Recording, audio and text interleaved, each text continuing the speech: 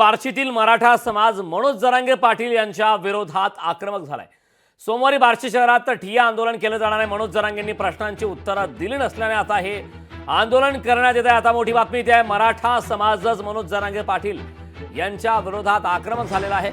सोमवारी बार्शी शहरात या संदर्भात मनोज जरांगे पाटील यांच्या विरोधात ठिय्या आंदोलन केलं जाणार आहे। मनोज जरांगे यांनी प्रश्नांची उत्तरं दिली नसल्याने आता बार्शीमध्ये हे आंदोलन करण्यात येणार आहे।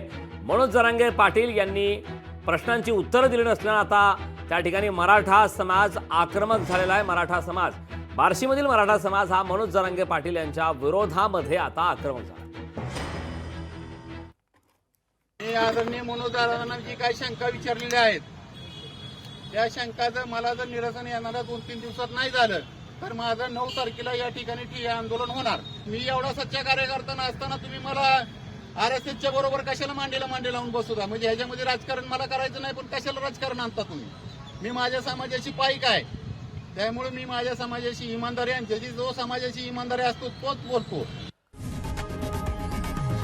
लोकशाही मराठी ऐका, पहा, जागरूक रहा।